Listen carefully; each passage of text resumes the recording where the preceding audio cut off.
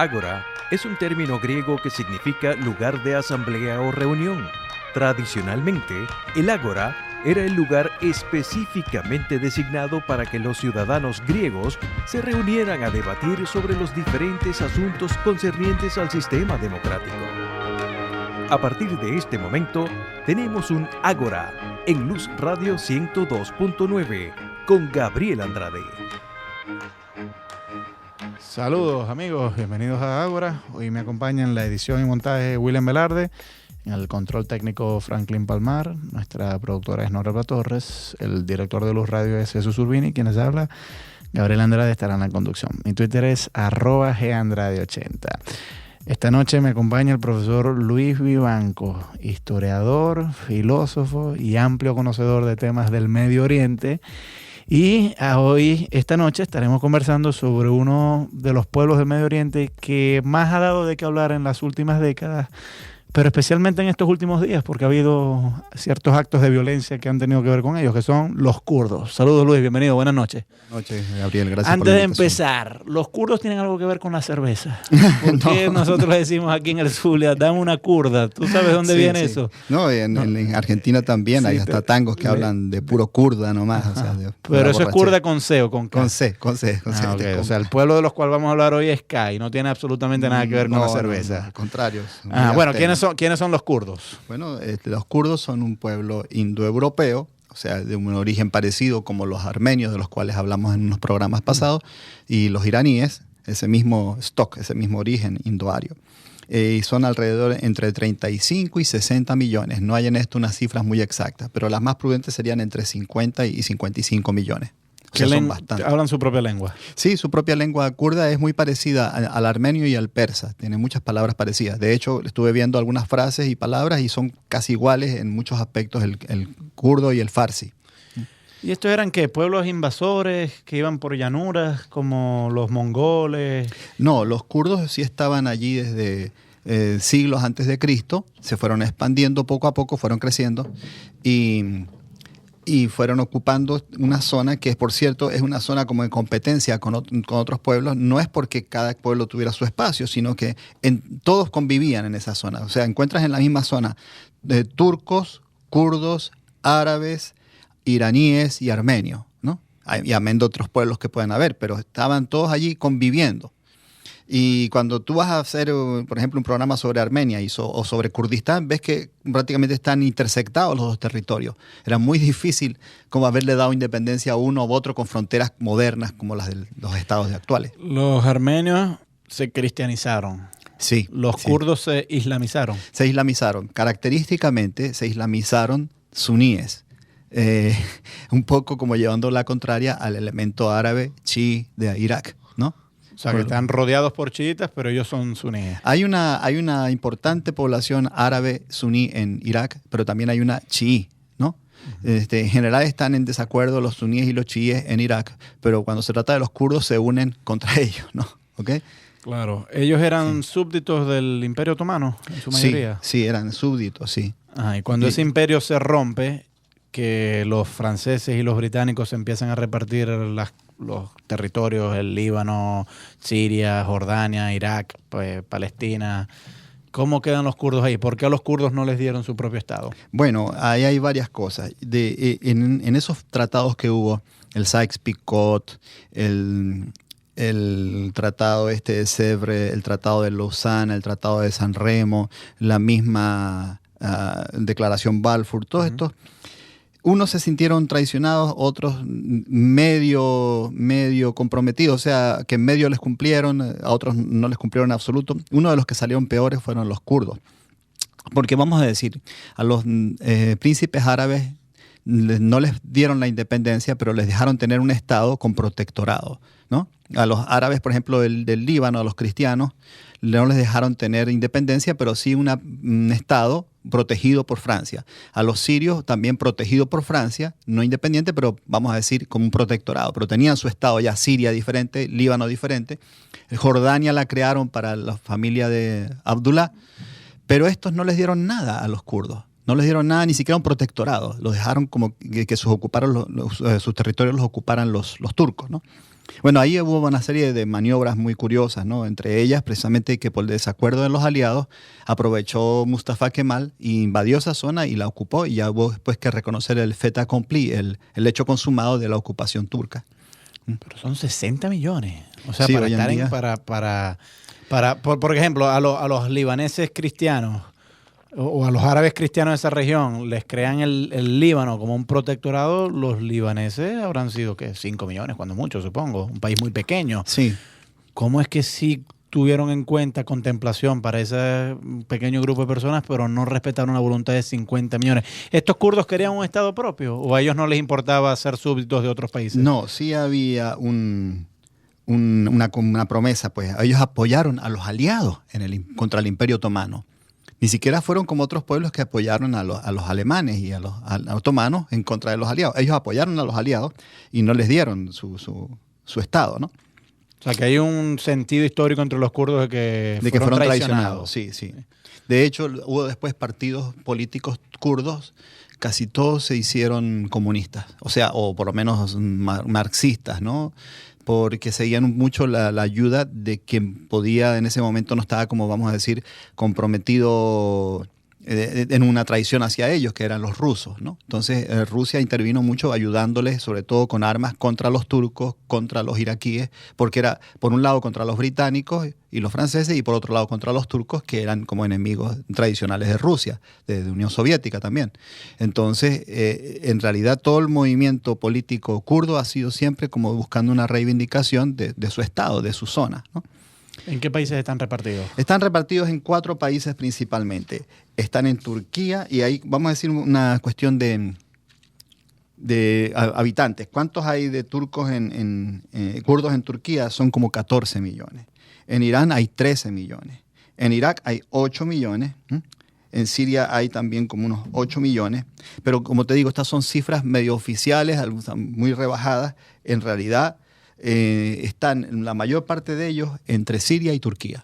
¿Cómo se sabe? Esto es una cosa que a mí siempre no digamos me mortifica, pero me genera mucha inquietud en el Medio Oriente. ¿Cómo se sabe quién es un kurdo? O sea, ellos lo llevan, tienen una cédula asignada, es la lengua lo que los identifica. Porque es como aquí en el Zulia cuando me hablan de los guayú. Y yo digo, bueno, pero ¿cómo se sabe quién es un guayú? Porque yo conozco mucha gente que se autoproclama guayú para cierta conveniencia de privilegios étnicos, cosas así por el estilo, pero esas personas no hablan la lengua guayunaiki, no viven en chozas ni nada por el estilo, pero aún así ellos, para efectos demográficos, se siguen llamando guayú. ¿Cómo en el caso de los kurdos? No, creo que allá en Medio Oriente funciona eso de otra manera.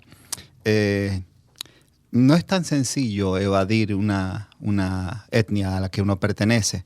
Tradicionalmente eso estaba marcado, no vamos a decir por documento como cédulas y pasaportes, pero sí por la forma de vestir. Los cristianos, por ejemplo, tenían que vestir de una cierta manera, con ciertos colores, los judíos con otros colores, y los cristianos, digamos, tenían ciertas categorías, ¿no? ¿Okay? Los cristianos que eran de la iglesia ortodoxa eran una cosa, pero los cristianos que eran de iglesias no calcedonianas, como los monofisitas, los nestorianos, ya eran como de menos categoría. Bueno, yo puedo entender eso en épocas anteriores, pero hoy con el blue jean, ¿cómo distingo yo un blue jean con un kurdo con blue jean de un árabe con blue jean? Bueno, por ejemplo, en el caso del Líbano, que es uno de los estados más modernizados y más republicanos, la cédula te dice hasta, creo que son 30 y tantas distintas religiones. Y eso te distingue la comunidad, porque la religión es la comunidad, ¿no? Un poco como el sistema Milet, ¿no? Es una religión, es una comunidad. Entonces, por ejemplo, de cristianos hay como 14, ¿no? Musulmanes hay otras tantas, judíos, y puede haber también varios tipos de judíos, ¿no? ¿Y si me cambio de religión, tengo que cambiar mi cédula? Bueno, vamos a escuchar un tema musical. Sí. @GAndrade80 es mi Twitter. Hoy converso sobre los kurdos. El profesor Luis Vivanco es quien nos ilustra sobre este tema, y él ha traído música kurda, que le voy a dar el privilegio de que él anuncie el primer tema. Sí, es de un músico actual, contemporáneo, se llama Hamid Osman, y se llama Awina el tema. Seguimos en Ágora, @GAndrade80 es mi Twitter. Esta noche converso con Luis Vivanco a propósito de los kurdos, un pueblo voluminoso del Medio Oriente, pero que no tiene estado. Sí. Luis, los kurdos han dado grandes nombres a la historia. Sí, ha habido, bueno, el más famoso de todos quizás es Saladino, Salahuddin Yusuf al-Ayubi. Era el gran sultán y del califato antiguo, pues, ¿no? Del califato que tomó el control del califato de Egipto y después de Siria, y fue el gran adversario de los cruzados. De los cruzados, ¿no? Se proclamó sultán de Egipto él, ¿no? ¿Cómo, siendo minoría, los kurdos llegaron a una posición de poder como Saladino? Bueno, el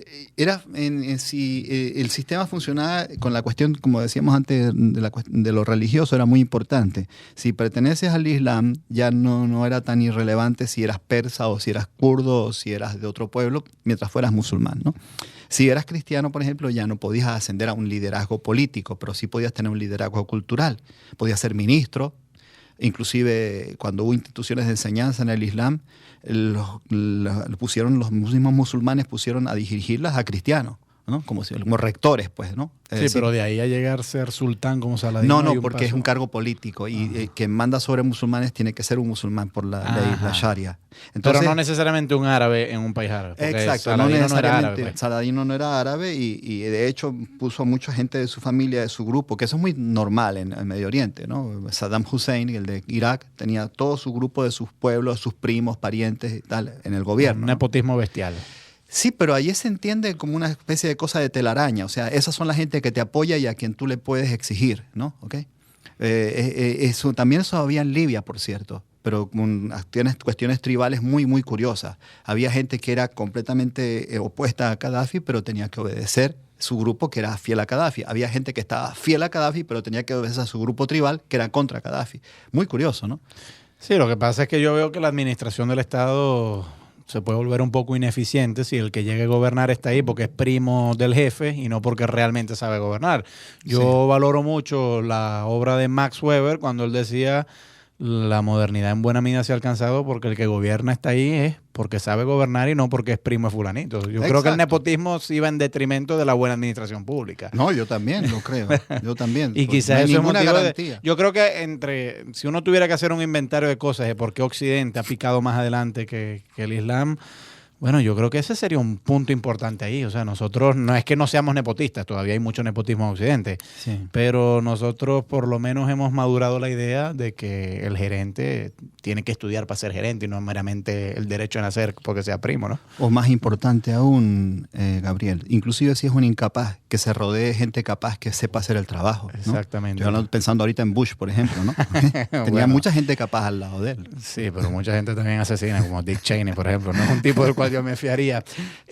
Saladino se arabizó bastante, supongo, ¿no? Y entonces exacto, muchos de estos kurdos que llegaron al poder, me imagino que un requisito habrá sido que se hayan arabizado ellos mismos. Bueno, tenían que estar dentro de la cultura árabe. El mismo Islam te dice que tienes que aprender el idioma, manejar el idioma. Pero, digamos, siempre para sus cuestiones de matrimonios, de su música, de su poesía, de su idioma, ¿no? Mantienen su identidad kurda y la han mantenido. ¿Cuál era la lengua de Saladino? ¿Cómo se comunicaba él con su gente? No, con su gente, propia gente en kurdo, pero con el demás resto del entorno de su gobierno en árabe. Y sus proclamas son en árabe. ¿Lo llegaron a ver como un foráneo? No lo sé si lo llegaron a ver como foráneo, pero sé que se ganó el respeto y la lealtad de muchos y incluso la admiración de sus enemigos. Sí, ¿no? Sí, claro. Como un hombre más, por lo menos en Occidente, en las crónicas de las cruzadas siempre se presenta que mientras que los cruzados eran bestias que en el camino hacían pogromos contra judíos. No sé si fue la cruzada contra Saladino, pero hubo el saqueo de Constantinopla, cosas así por el estilo. Saladino fue un hombre que respetó las leyes de la guerra. Sí. Y a los civiles los trató bien. No cometió las salvajadas que los cruzados occidentales sí cometieron, ¿no? Es curioso. En la historia del Medio Oriente, Saladino es un personaje que tiene anécdotas de que lo muestran como una persona de gran piedad, de gran misericordia, de compasión. O sea, a veces un empleado, un esclavo, por ejemplo, cometía una cosa terrible. Por ejemplo, se cuenta una vez que estaba en un baño público y un empleado le lanzó encima una jofaina de agua caliente. Y el pobre hombre quedó desmayado, el sultán, pero cuando se levantó le dijo, mira, si me querías matar, mátame de otra manera, ¿no? O sea, no lo mandó a azotar, no le mandó matar, porque el esclavo estaba temblando, ¿no? De haberle hecho eso. Es curioso que en Occidente de Saladino se piense que es un árabe más. Y por lo menos así es como lo representan en las películas, ¿no? Sí. De los cruzados. ¿Por qué? ¿Por qué nosotros en Occidente no logramos captar la distinción entre un kurdo y un árabe? Bueno, porque es por desconocimiento. Pero, por ejemplo, una de las cosas curiosas es que parece que Saladino era pelirrojo. ¿Ok? Porque los kurdos, siendo indoeuropeos, pero más del norte, que tienen menos mezcla todavía que los persas, porque los persas se han mezclado con otros pueblos como los turcomanos, los uzbek, los kazaks, todos estos nómadas pues, de las praderas, que son inclusive un poquito con ojos orientales. Pero estos se han mantenido como más aislados en las montañas. Ellos son pelirrojos y a veces de ojos azules o verdes, ¿no? ¿Ok? Entonces se piensa que Saladino era un pelirrojo. Se piensa eso, porque creo que hay algunas representaciones de él. Sí. Bueno, @GAndrade80 es mi Twitter y seguimos conversando hoy sobre los kurdos y por supuesto escuchando música kurda, que voy a permitir que nuestro invitado Luis Vivanco anuncie un segundo tema. Bueno, este es un segundo tema interesante. Hosan Ali, una cantante de esta generación, y es una canción peshmerga de los guerrilleros kurdos. Sobre eso vamos a hablar en el segmento que viene. Seguimos en Ágora, @GAndrade80 es mi Twitter. Hoy converso con Luis Vivanco a propósito de los kurdos. Y en el segundo tema musical que escuchamos en este programa, Luis, es una canción producida por los Peshmerga, o en honor a ellos. En honor a ellos, sí. Ajá. ¿Quiénes son los Peshmerga? Porque últimamente han estado muy en las noticias, sobre todo como una fuerza de contención frente al Estado Islámico. Entonces, de repente, sí. Antes los kurdos eran para Occidente los malos de la película, no por Saladino ni eso, sino porque, bueno, eran medio comunistas y tal, porque iban a subvertir el orden de los países que en algún momento fueron aliados de los propios Estados Unidos, como Irak, por ejemplo. Irak se olvida, pero Saddam Hussein fue aliado de Estados Unidos por muchos años. Y entonces, como Hussein a su vez estaba enfrentado a los kurdos, se asumía que esta gente era muy peligrosa. Pero ahora que la gran amenaza es el Estado Islámico y los kurdos son el contrapeso, entonces ahora yo lo veo que en las grandes cadenas noticiosas que representan el gran poder imperial de Estados Unidos, ahí pintan a los kurdos con muy buenos tonos. ¿Quiénes son los Peshmerga? Sí, puede ser exagerado eso de los buenos tonos y los malos tonos. Mira, a veces los que estudian la cuestión sobre los problemas de Medio Oriente y los kurdos y los armenios y todo esto, no se van a Medio Oriente porque es muy peligroso. Se van a Alemania y a Francia y a veces a Suecia, donde hay una gran cantidad de inmigración kurda y armenia y turca y todo esto, pero tienen sus centros de información. Entonces, ¿quiénes son los Peshmerga? El nombre Peshmerga significa los que enfrentan la muerte. Merga en kurdo es muerte, ¿no? Como en farsi también. Y Pesh es afrontar. Entonces, son como el brazo armado o los militantes activistas, pues, son como soldados de lo que se llama el Partido de los Trabajadores de Kurdistán, el PKK, ¿no? Partiyat Karkeren Kurdistán, que es un partido de tendencia independentista, pero marcadamente marxista, ¿no? ¿Okay? Y aunque el brazo armado de ese partido, que tiene un brazo armado, pues se llama Fuerzas de Defensa Popular, en realidad ha tomado el nombre de Peshmerga. Ese ha sido el nombre más conocido. Y hay una cosa curiosa también. En el Peshmerga no militan solamente de ese partido o que simpaticen con ese partido, sino todos los que estén como en ese momento que puedan ser militantes contra los que atentan con la integridad del pueblo kurdo. Esto es un partido laico. Peshmerga. El Peshmerga es el brazo armado. Bueno, el brazo armado, digamos. Pero sí, es un movimiento militar más que todo. Es como una especie de paramilitares, como guerrilleros, ¿no? Y usan su uniforme y tienen sus armas. Y en una época les daba armas Rusia, otra vez les daba armas Siria, otra vez le daba armas Europa.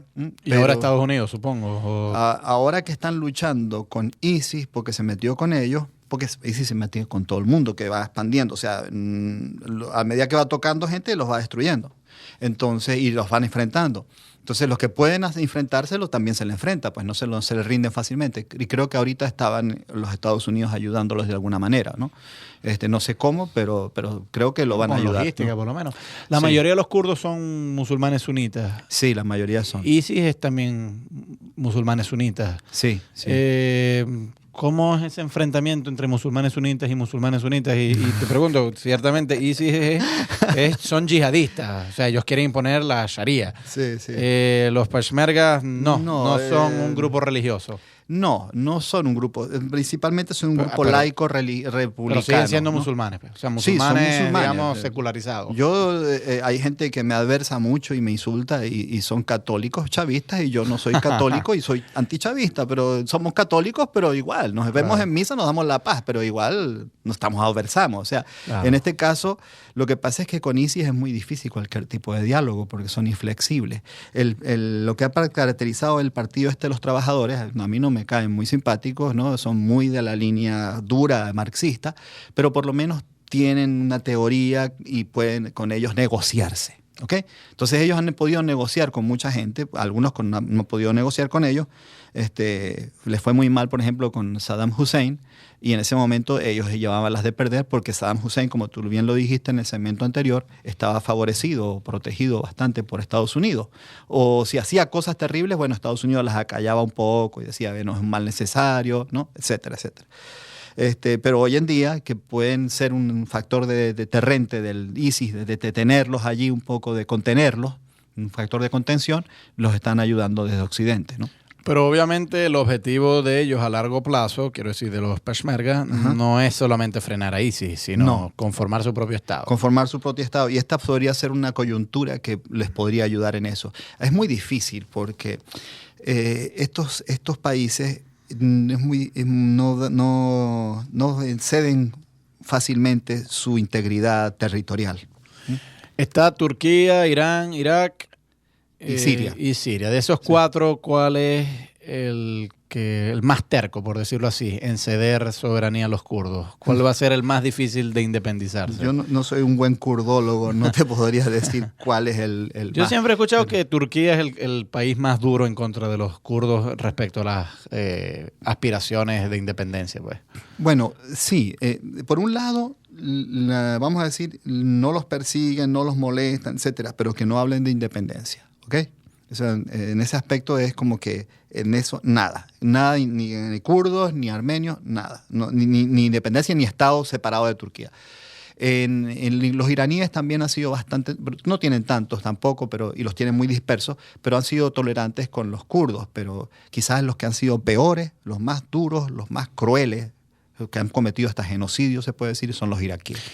Claro, con aquel episodio del envío de armas químicas, Sí.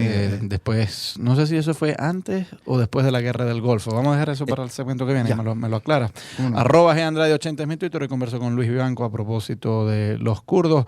Y esto para mí es una ocasión genial porque yo, primera vez que oigo música kurda, entonces vamos a aprovechar para escuchar un tercer tema musical que Luis Vivanco nos va a anunciar. Ajá, es de dos cantantes, Ibrahim Tatlises, y la canción se llama Ali Shané. Seguimos en Ágora, @GAndrade80 es mi Twitter y converso con Luis Vivanco a propósito de los kurdos, un pueblo del Medio Oriente que ahora está dando mucho de qué hablar. De todos los países del Medio Oriente, Luis, en los cuales los kurdos más han dado de qué hablar, es Irak, por muchas circunstancias históricas. Hubo unos ataques famosos famosos no, infames diría yo, de Saddam Hussein contra los kurdos que están en el norte de Irak, ¿correcto? Sí. Está en el norte de Irak, que usó armas químicas. Sí, Incluso sí. hubo un tipo infame que se llamó Ali el Químico, que fue el que dio la orden final de enviar eso. ¿Cómo ocurrió toda esa tragedia? Bueno, hoy se han conocido muchos detalles por testimonios personales. Inclusive en la historia kurda, todo ese episodio tiene un nombre, así como parecido como el Shoah o el Holocausto para los judíos, ellos le llaman el Anfal, ¿ok? Como una cosa desastrosa que ocurrió porque metieron a familias. En el caso de los que no mataron, pues digamos con armas químicas, porque cayeron armas químicas sobre poblaciones que simplemente eran poblaciones kurdas, pero para debilitar los hombres no estaban ahí, para debilitar las poblaciones, a la causa pues kurda, mataron a todo lo que eran esa gente que estaba ahí, que eran ancianos, mujeres, niños, que eran aldeanos.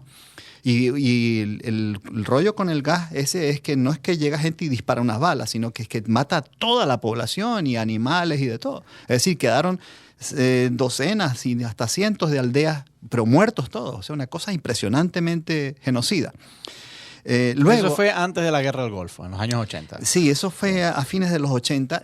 También agarraron poblaciones completas, las llevaban en camiones, las metían en lugares hacinadas, pues, ¿no? Y ahí las tenían hasta que se morían. A veces de hambre, a veces les daban un poco de alimento, pero igual o los iban y los mataban, a veces como un acto de piedad, o dejaban ahí que se muriera. Y han encontrado miles de cadáveres allí, ¿no? De gente, familias completas, ¿no? Con restos humanos.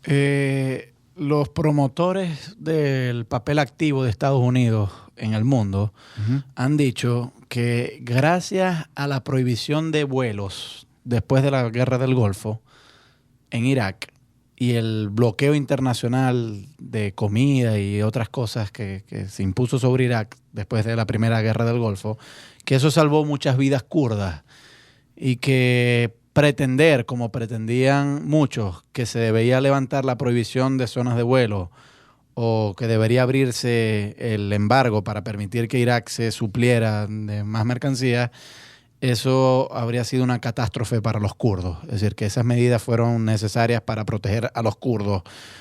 ¿Tú le darías la razón a esa gente? No, yo no creo que se la daría porque, bueno, no sé, por una cuestión de principios, no puedes buscar hacer un bien con un mal mayor. O sea, ahí salían perdiendo todos, pero además políticamente es una cosa muy torpe, porque lo que estás haciendo con eso es que entonces que los mismos iraquíes que a lo mejor podían tener esta simpatía o indiferencia hacia la causa kurda van a odiarlo. Porque dicen, por culpa de esto, nosotros estamos sufriendo todo. Entonces ahí, inclusive la gente que y no eso fue lo que ocurrió. Hoy se odia más a los kurdos que antes en Irak. Vamos a decir que se les ve como un factor de mucho mayor inquietud, de mucho mayor desestabilización del país, ¿no? ¿Okay? Y ojo, hasta donde sé, creo que inclusive algunos iraquíes han dicho, bueno, que hagan su zona con tal de que ya no nos sigan destruyendo, pues, ¿no? Pero no tanto de un estado, sino de una zona especial con ciertos derechos sin que se pierda allí el gobierno de Irak. Bueno, en buena medida, según entiendo, después de esta prohibición de zonas de vuelo y en vista de que el ejército iraquí no podía llegar hasta esa región, ellos ganaron mucha autonomía y hasta el día de hoy, pues el norte de Irak es una zona en la cual el gobierno de Bagdad casi no tiene acceso, sino que ellos casi se gobiernan. O sea, es casi un país de facto, no es reconocido por ningún otro país del mundo, pero tienen una soberanía de facto. Tienen autonomía bastante, tienen allí, pueden manejar ciertas cosas, finanzas, protecciones, inclusive creo que pues, los servicios médicos y todo eso, que era una cosa muy interesante del partido PKK.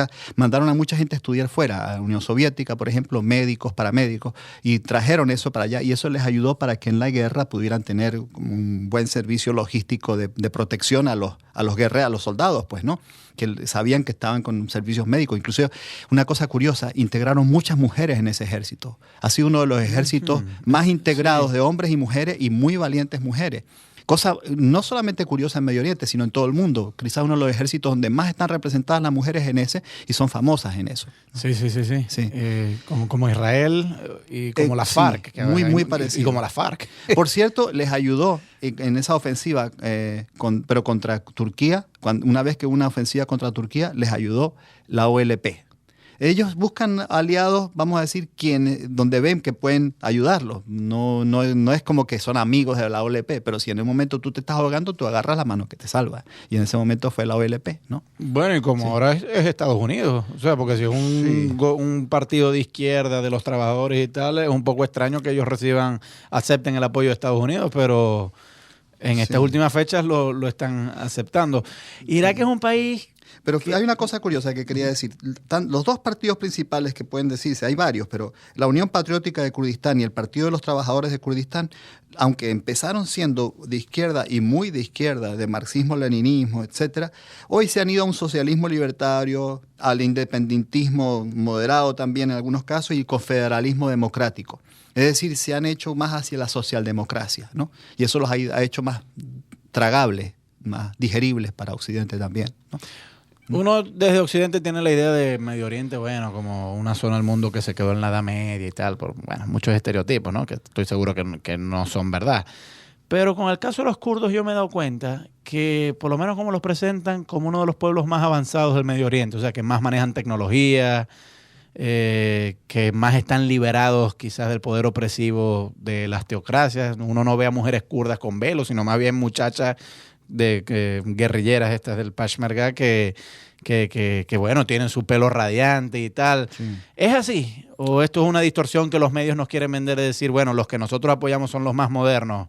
No, ¿debemos fiarnos de esas imágenes? No, ya va. Vamos a decir, sí hay un avance social. Todas esas crisis han hecho que esta gente tenga que correr y encaramarse, como quien dice. Han tenido que estudiar carreras, prepararse en técnicas, en cosas de electricidad, electrónica y tal. Son muy avanzados en todo eso. Y además han tenido acceso, digamos, a educaciones muy distintas, pues, porque hay kurdos en Turquía, y en Irán, y en Rusia, y en Europa, y en Siria. O sea, pues se mueven entre muchos distintos medios y eso les hace crecer culturalmente muchísimo. Pero yo diría que en la mayoría de los kurdos no son esa especie de elemento urbano y culto y intelectual. Hay muchos que son aldeanos, etcétera, ¿no? ¿Okay? Y que viven su vida aldeana, como tú dices, como en el siglo XIX o el siglo XV, ¿entiendes? Muy en el pasado. Pero inclusive así hay un principio de independencia, de autonomía de ellos que ha sido muy propio durante todos estos siglos, que no se lo han logrado por eso tragar culturalmente los otros pueblos. Fíjate que los kurdos vienen de un grupo que antes de los musulmanes hay una religión de ellos que tenían, que son los yezidi, que es una religión muy extraña y que se mantuvo también, y todavía hay de esos yezidi, y han sufrido mucho con el ISIS, ¿no? De lengua kurda son esos yezidis. Son de lengua y pueblo kurdo, sí, son los kurdos más antiguos. Así como los persas tenían a los zoroastrianos, los kurdos tienen a los yezidis. O sea, estos son kurdos que no se islamizaron. Pues. Que no se islamizaron, ¿no? ¿Okay? Y han podido tener ese núcleo, pues, ¿no? Dentro de eso. Cuando se dice que, por ejemplo, los musulmanes tienden a convertir a todo el mundo a la fuerza y tal, hay que pensar en todos esos grupos que tienen miles de años y que no han sido convertidos porque vivían en convivencia con eso, ¿no? ¿Okay? Buena o mala convivencia, pero no estaban todos obligados, ¿okay? a convertirse. Claro, progresabas más si te convertías al Islam, porque era como lo que estaba en la mayoría, ¿no? Pero pienso que eso es un proceso bastante normal en muchas civilizaciones, ¿okay? Tratar de pertenecer como a la corriente de la mayoría. Y creo que en Estados Unidos, por ejemplo, muchos políticos se han a veces convertido al protestantismo simplemente porque también es una cosa que los hace más mainstream. Más sí, claro, van con la ola. Exacto, van como en el horizonte de lo que es la cultura americana en general, ¿no? Claro. ¿Okay? Entonces, bueno, hay una cosa que quería decir. Gracias a los Peshmerga, y eso fue una cosa que en Estados Unidos no la ha olvidado, ellos fueron los que le dieron el dato de Saddam Hussein donde estaba a las fuerzas de ocupación y por eso lo pudieron capturar, ¿no? Y claro, porque ellos también estaban encima de este señor para capturarlo, ¿no? Claro. Yo me pregunto si el avance de ISIS no ha sido más bien beneficioso para los propios kurdos en el sentido de que ISIS está poniendo en peligro la existencia del propio Estado de Irak y a los kurdos les favorece un Estado de Irak debilitado porque así se les facilita su secesión y su independencia. Sí, yo pienso que sí. En los que hubiera primero debido favorecer eso, no supieron aprovechar ese favorecimiento. Y no de ahorita del ISIS, desde antes, que eran los chiíes. Hubieran podido tener una mejor predominio en Irak de su minoría, de su población, pues, ¿no? Que no es tan minoritaria, es como un 45%, o sea, no es tan minoría. Pero hubieran podido tener una mejor situación en el país, pero el líder que ellos tuvieron se volvió un hombre tiránico, dictatorial, autoritario, y con eso la fregó, pues, ¿no? Entonces, los kurdos creo que tienen mucho mejor, vamos a decir, oportunidad de sacar provecho de esta situación para su avance como comunidad autónoma. Un kurdo puede ser optimista de que en 20, 30 años haya un Kurdistán. El primer país en perderlo sería Irak, por lo visto, pero que supongamos que sí se conforma ese pedazo de Irak como Kurdistán, y bueno, eso luego haría presión para que Turquía y Siria, Irán cedan también sus territorios. ¿Hay optimismo respecto a eso? Ellos siempre sueñan con eso, pero no sé, en Medio Oriente uno no puede apostar a una generación de cosas, o sea, que en una generación pasen ciertas cosas en 30, 40 años, porque pueden pasar siglos y no suceden. Pero han pasado cosas ahorita en estos últimos años que yo nunca pensé que iba a haber, ¿ok? Pueblos saliendo a la calle y tumbando un gobierno, por ejemplo. Y no pasó en un país, pasaron como en 3. Entonces, como que pueden haber sorpresas. No digo que tengan un Estado, pero de repente les permiten una zona autónoma Y eso va a ser un poco por necesidad, no va a ser tampoco por gusto. Sí. ¿Conoces algún kurdo en Venezuela, Luis? Yo no conozco a ninguno No, por aquí. No, yo tampoco. Hay mucha gente. Aquí ha habido armenios, chiitas, suníes, pero bereberes kurdos, conocido también. Bereberes aquí en Sí, Venezuela, en Maracaibo, Zulia, ¿sí? sí. Pero kurdos no. Bueno, esperamos poder conocer alguno en el futuro. Sí. Nos vamos con un tema kurdo. Gracias a William Velarde, que estuvo en la edición y montaje, Franklin Palmar en el control técnico, Norelba Torres es la productora de este espacio, Jesús Urbina es el director de Luz Radio y quien les habla, Gabriel Andrade, estuvo en la conducción. Permito que nuestro invitado de hoy, el profesor Luis Vivancos, anuncie el último tema de música kurda que vamos a escuchar. Sí, con un artista actual que se llama Jamshid. Bien. Una canción kurda tradicional.